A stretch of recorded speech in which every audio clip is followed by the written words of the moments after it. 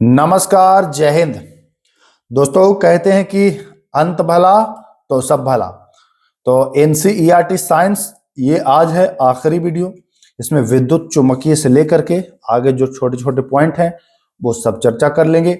यहाँ के बाद आप क्लास 9th और 10th साइंस आपका हो गया कंप्लीट। ठीक है, तो अब जो भी क्वेश्चन आने वाला है बिहार दरोगा में साइंस एनसीईआरटी से, आपसे तो नहीं छूटने वाला है, क्योंकि आपने पूरा उसका मंथन कर लिया, उसका मैराथन कर लिया, सब कुछ निचोड़ करके आपने रख लिया है। और एक चीज मैं बता दूं, ये जितने भी पीडीएफ दे रहा हूं ना, इनको संजो के रख लीजिए। फ्यूचर में अगर आप किसी अन्य एग्जाम की भी तैयारी करेंगे तो उसके लिए ये बहुत काम आएगा। ये मत मानिए कि आपका 99 रुपया जो लगा है पीडीएफ वाले ग्रुप से तो वो आपका व्यर्थ गया। नहीं, जितने भी पीडीएफ दिया हूं, चूंकि ये एनसीईआरटी का कंटेंट है, ये हर एग्जाम में आपको फायदा कराएगा।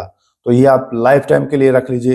हो सकता है वो ग्रुप कभी डिलीट हो जाए, अपने आप भी हो जाता है डिलीट एक साल में, लेकिन कंटेंट आप रख के, हो सके तो फोटोकॉपी करा के उसका बाइंडिंग करा के रख लीजिएगा। फ्यूचर में आपको बहुत काम आएगा।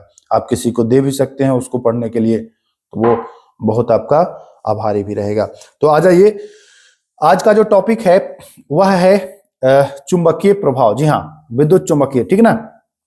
और इसके बाद आप लोग आराम से एग्जाम देने जाइए, टेंशन ना लीजिए, बढ़िया से एग्जाम दीजिए, होगा आपका। तो चुंबकीय प्रभाव से हम शुरू करते हैं। विद्युत चुंबकीय का पहला प्रश्न कह रहा है, विद्युत धारा के चुंबकीय प्रभाव के बारे में किसने बताया था? ये है क्या?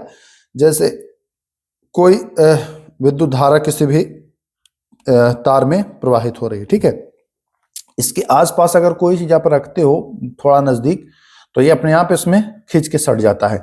यही है इसका चुंबकीय प्रभाव। अगर विद्युत धारा इसमें जा रही है तो इसमें चुंबकीय प्रभाव का निर्माण हो रहा है। और यह बताया था और एस्टेड ने। किसने? और एस्टेड ने यह बताया था। और राइट आंसर ए हो जाएगा, ठीक है, कि विद्युत धारा के चुंबकीय प्रभाव के बारे में और एस्टेड ने बताया था। दूसरा सवाल देखिए क्या कह रहा है। दूसरा सवाल है, चुंबकीय क्षेत्र में विद्युत धारा प्रवाहित चालक पर क्या होता है? चुंबकीय क्षेत्र में जो विद्युत धारा प्रवाहित चालक होता है उसमें परिणाम भी होगा और दिशा दोनों होगा, बोथ फोर्स एंड डायरेक्शन। तो हो जाएगा सी विकल्प सही, ध्यान रखिएगा।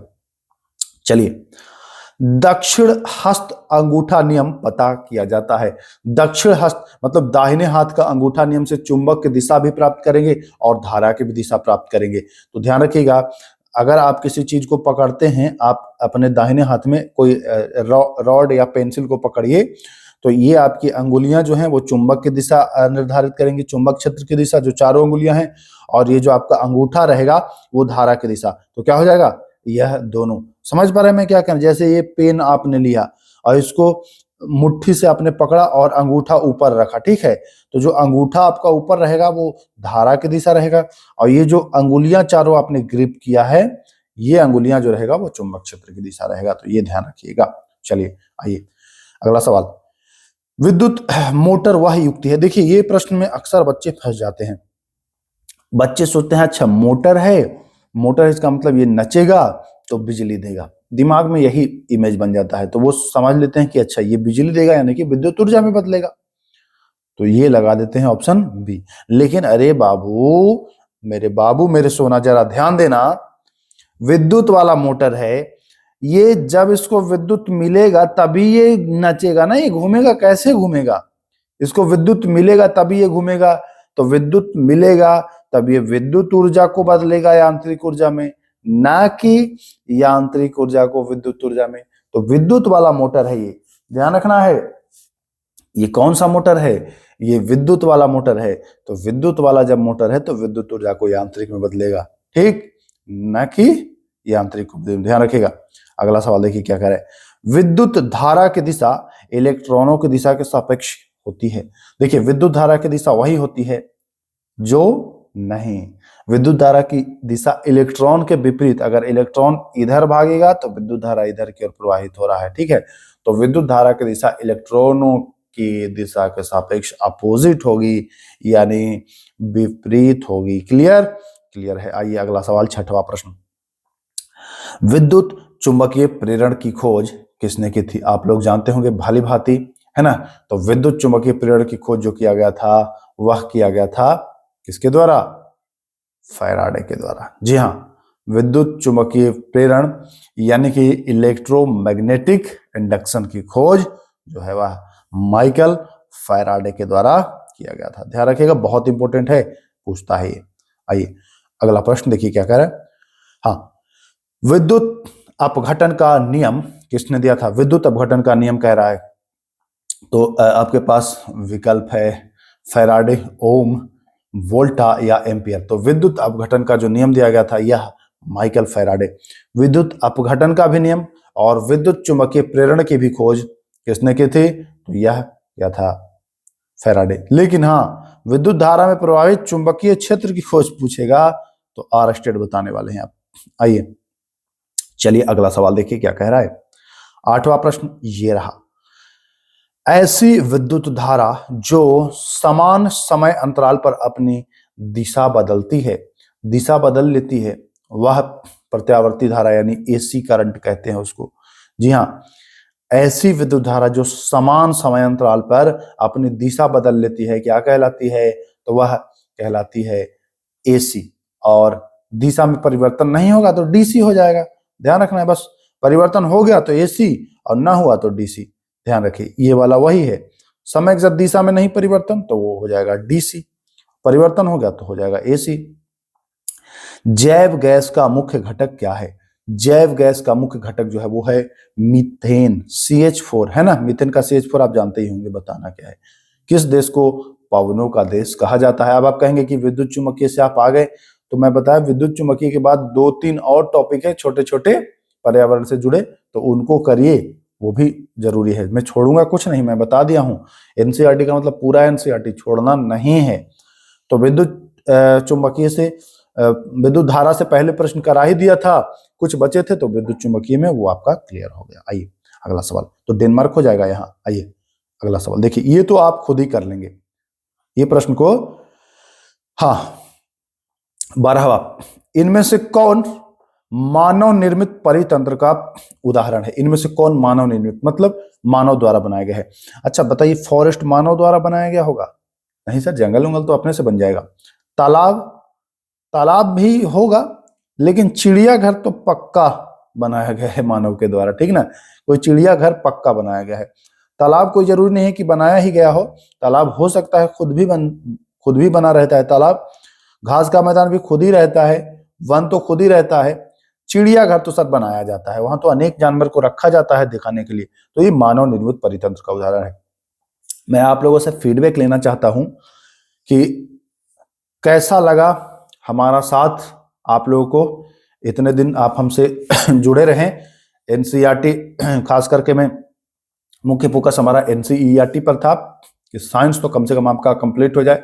साथ ही साथ पढ़ाया तो अन्य सब्जेक्ट भी हूँ, लेकिन एक बढ़िया सा कमेंट, अगर बुरा लगा होगा तो बुरा ही करिएगा, कोई दबाव नहीं, प्रेशर नहीं कि आप गुड कमेंट ही करें।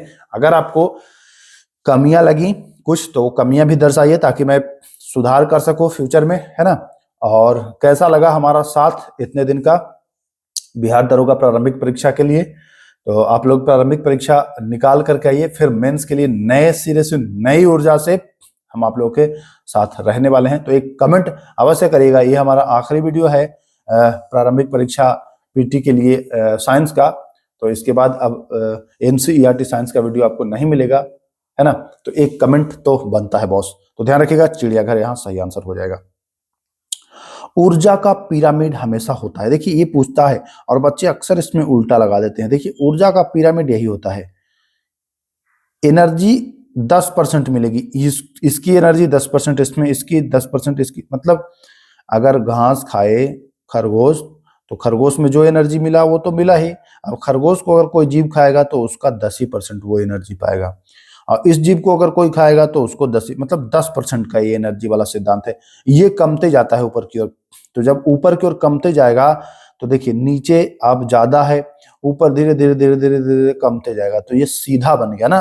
तो ये सीधा बनता है अपराइट, ध्यान रखिएगा। चलिए ये देखिए, एक पोषी स्तर से दूसरे पोषी स्तर में कितने ऊर्जा स्थानांतरण होती है? जैसे कि ध्यान रखिएगा, कोई जानवर घास खाता है तो घास से तो वो ऊर्जा ले लिया जितनी ऊर्जा लेनी थी, ठीक है। अब उस जंतु को कोई जानवर खाएगा तो इसका 10% एनर्जी इसमें आएगा, और जैसे इसको कोई जानवर खाएगा तो इसको इसका 10% आएगा, मतलब एकदम कम से कम एनर्जी आएगा। मांसाहारी में इसलिए कम एनर्जी आता है, ठीक है। अब आप कहेंगे कि हाँ कैसे बता रहे हैं, मांसाहारी तो तगड़ा होता है, तो तगड़ा नहीं होता है। मांसाहारी वो खा लेता है इतना ज्यादा ना, इतना ज्यादा ही खा लेगा कि भाई 10-10% करके ढेर एनर्जी होगी। ध्यान रखिएगा, शाकाहारी जो जंतु हैं वो ज्यादा एनर्जी लेते हैं, क्योंकि वो डायरेक्ट भैया पादप से ही ले लिए हैं, और इनका आपको 10% मिलेगा। तो ये ध्यान रखिएगा, 10% वाला ये पूछता है नियम किसने दिया था, तो लिंडेमैन। ध्यान रखिएगा, लिंडेमैन ने ध्यान रखे, ये पूछ ही लिया। 10% ऊर्जा स्थानांतरण का नियम दिया था तो लिंडेमैन ने दिया था, पूछ सकता है। आइए, किसी परितंत्र में सर्वाधिक संख्या किसकी होगी, ये प्रश्न बढ़िया है और बहुत बार फंसाता है इसमें। आइए, किसी परितंत्र में देखिए, अगर सेम यही ऑप्शन आए तो सेम आंसर लगाना है अपघटक, ठीक है। सेम आंसर अपघटक लगाना है, और अगर अपघटक ना रहे तब फिर आपको क्या लगा देना है, उत्पादक। अपघटक ना रहे तो उत्पादक लगा देना है, ध्यान रखिएगा। चलिए अगला सवाल, एकमात्र अधातु जो चुंबक के प्रति आकर्षित होती है वह अधातु है ऑक्सीजन। एकमात्र धातु है जो चुंबक के प्रति आकर्षित होती है अधातु होते हुए भी, तो ध्यान रखिएगा बहुत इंपॉर्टेंट है, चुंबक हो जाएगा। फ्यूज का तार जो है यह उष्मीय प्रभाव पर कार्य करता है। फ्यूज का तार जो है यह उष्मीय प्रभाव का पर कार्य करता है, ठीक ना। आइए, प्रकाश में 7 रंगों का वर्णन तो मैंने बताया था जब लाइट पढ़ाया उसमें कि न्यूटन ने ही प्रिज्म से तोड़ा और 7 रंगों का वर्णन किया। आइए, किसे तापीय विकिरण भी कहते हैं, हीट रेडिएशन भी कहा जाता है। तो तापीय मतलब तापीय है वो है अवरक्त, इंफ्रारेड, ठीक ना। अवरक्त की तरंग जो है इसको तापीय हीट रेडिएशन भी कहा जाता है, ठीक ना। तो ध्यान रखिएगा, थर्मल इमेजिंग इसी के माध्यम से बनाया जाता है, किसी भी चीज का थर्मल इमेजिंग जो बनता है वो बनता है इसी से। सर्वाधिक तरंगदैर्घ्य किस तरंग का होगा, तो अभी तक तो आपने लाल और नीला ही पढ़ा था, आज आपको कुछ और बताता हूं। आइए देखिए, होता क्या है, सबसे ऊपर जो रहेगा वो क्या रहता है, रेडियो तरंग। सबसे ऊपर आपका रेडियो तरंग रहेगा, ठीक है। फिर सबसे नीचे रहेगा गामा, सबसे नीचे रहेगा गामा, ठीक है। ऊपर रेडियो, नीचे गामा। और इसके अलावा एक चीज और ध्यान रखिएगा, कम गामा है तो यहां पूछेगा कि भैया सबसे कम तरंग दैर्घ्य, तो नीचे वाले का सबसे तरंग दैर्घ्य कम रहता है, ऊपर वाले का तरंग दैर्घ्य सबसे ज्यादा रहता है। तो गामा के ऊपर होता है पराबैंगनी यानी कि अल्ट्रा वायलेट, ठीक है। गामा किरणें के ऊपर थोड़ा सा होगा अल्ट्रा, ठीक ना। तो ध्यान रखिएगा, और लाल जो होता है, लाल के ऊपर होता है इंफ्रारेड। तो आपको 7 और 4 11 आपको याद रखना है। 11 में कौन कौन, पहले तो लाल और बैंगनी, ये तो जानते ही हैं, इनके बीच में ये 7 रंग होते हैं, वेवजियोर, ठीक है। वेवजियोर होते हैं, बैजानी है पिनाला, बैगनी, जामुनी, हरा, ठीक ना, बैजानी सॉरी बैगनी, जामुनी, नीला, हरा, पीला, नारंगी और लाल, ये होता है ना।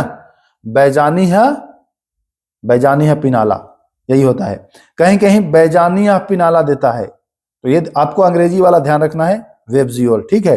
वेबजियोर तो वी आ जाएगा, इसके नीचे आ जाएगा अल्ट्रावायलेट यूवी, ठीक है, और इसके नीचे आ जाएगा गामा, गामा, ठीक। अब इसमें हो जाएगा 7 कलर, यहां पर रेड आ जाएगा, रेड के ऊपर होगा इंफ्रारेड, अवरक्त जिसको कहते हैं, और सबसे ऊपर होगा radio, REDO, radio radio radio radio, ठीक है, रेडियो। तो ध्यान रखिएगा, अब पूछता है सबसे ज्यादा तरंगदैर्घ्य तो रेडियो, सबसे कम तो गामा, सेकंड लार्जेस्ट तो हो जाएगा भाई इंफ्रारेड, सेकंड सबसे कम तो अल्ट्रावायलेट। ऐसे करके आप सीक्वेंस में याद कर लीजिए, कोई दिक्कत नहीं। तो हम जान गए कि भैया रेडियो का सबसे ज्यादा होगा और सबसे कम किसका होगा, तो सबसे कम होगा गामा का। चलिए, निम्नलिखित में से कौन सा मिलान गलत है, गलत मिलान इनके खोजकर्ता से संबंधित है। चलिए, गामा किरणें की खोज किसने की थी? क्या न्यूटन ने की थी? तो सीधा सा तो यही गलत है, गामा किरणें की खोज न्यूटन ने नहीं। किसने? तो पॉल विलार्ड, ध्यान रखिएगा, पॉल विलार्ड। बाकी रेडियो तरंग हर्ट्ज, माइक्रोवेव, पर्सिस स्पेनर, अवरक्त हर्सल। बाकी गामा पॉल विलार्ड, ध्यान रखिएगा। एक्सरे किरण की खोज तो रॉन्टजन ने की थी, एक्सरे किरण की खोज रॉन्टजन ने की थी। गामा किरण की खोज तो यहां मैं बता दिया, Paul Willard, Paul Willard. Okay, चलिए अब आइए अगला सवाल जो है वो पूछ रहा है, आपके सभी लोग के घर में होगा टीवी का रिमोट तो होगा। टीवी के रिमोट में किसका प्रयोग किया जाता था? टीवी का जो रिमोट होता है उसको दबाइए तो उससे जो लाइट निकलता है वो आपको नहीं दिखेगा, नहीं दिखेगा ना। आप कभी मोबाइल का कैमरा ऑन करके और देखिएगा, कैमरा जो टीवी के रिमोट में आगे देखिएगा एक लाइट रहता है, तो मोबाइल के कैमरा ऑन करके और टीवी के रिमोट के किसी बटन को प्रेस करिएगा तो देखिएगा वो ब्लिंक करेगा, लेकिन आपको नंगी आंखों से नहीं दिखेगा, लेकिन कैमरा वाला दिखेगा। वो होता है छुपा हुआ लाइट, अदृश्य है ना, अदृश्य किरण। और उसको आप अवरक्त तरंग भी कहते हैं, अवरक्त इंफ्रारेड। तो वही होता है टीवी रिमोट में। आज आप लोग देखिएगा, सभी लोग जो भी टीवी का रिमोट हो या किसी चीज का भी रिमोट हो तो उसमें आप देखिएगा कैमरा यूज करके आपको दिखाई देगा। जल शुद्धिकरण में किसका? जल को साफ करना है तो आप जानते हैं कि जल शुद्धिकरण में तो भैया परावैंगनिक किरण, सूक्ष्म कीटाणुओं को मारने के लिए परावैंगनिक किरण यानी कि अल्ट्रावायलेट प्रयोग करेंगे आप। आइए, जाली दस्तावेज को जांच करना है तब भी आप परावैंगनिक किरण से ही जांच कर लीजिएगा। जाली दस्तावेज पूछेगा ये सब एग्जाम में। आइए, हीरा में दरार आपको पता करना है। हीरे में दरार है भाई, हीरे में दरार पता करना है तो आप एक्सरे किरण से, एक्सरे करके भी कर लेंगे। जो दरार रहेगा वहां से किरण घुस जाएंगी तो वहां आपको दिखाई नहीं देगा, बाकी आपको दिखाई दे। तो जो भी है एक्सरे किरण कर लेंगे और गामा किरण से भी कर लिया जाएगा, तो हो जाएगा क्या? यह दोनों। वाईफाई सभी लोग यूज करते हैं, ब्लूटूथ आज तो लोग आजकल कान में ही लगाए रहते हैं, लेकिन क्या आपको पता है कि इनमें कौन सी तरंगें यूज की जाती हैं? रेडियो, माइक्रो, अवरक्त या परावैंगनी? कमेंट करेंगे कि बता दे इसका आंसर? तो इसका आंसर तो चलिए मैं दो ही विकल्प दे के छोड़ देता हूं, आप लोग कमेंट करिएगा। मैं ये देखना चाहता हूं कि क्या अंत तक आप लोग पहुंचते हैं। तो ए और बी में आपको कमेंट कर देना है। जो समझदार होगा वो इतने में समझ जाएगा कि आंसर ए होगा कि आंसर बी होगा। ठीक ना, इतने में समझ जाएगा। मैं छोड़ के जाता हूं इस प्रश्न को, आखिरी प्रश्न है ये, इसलिए मैं छोड़ रहा हूं। तो बता देना है वाईफाई तथा ब्लूटूथ में। चलिए मैं ही बता देता हूं, वो होगा रेडियो तरंग, अंत में नहीं छोड़ना चाहिए। ठीक ना, तो रेडियो तरंग सही आंसर हो जाएगा। अब चलिए, तो हमारा जो एनसीईआरटी साइंस का जो साथ था वो समाप्त होता है। मुझे तो बहुत अच्छा लगा आप लोगों के साथ जुड़ करके, आप लोगों ने भी खूब मजे से पढ़ा, बहुत ईमानदारी से पढ़ा। मैं कामना यही करता हूं कि आप लोगों की मेहनत रंग लाए और ये मेहनत जो है वो रिजल्ट में तब्दील हो, है ना। तो इसी कामना के साथ सभी को नमस्कार, जय हिंद।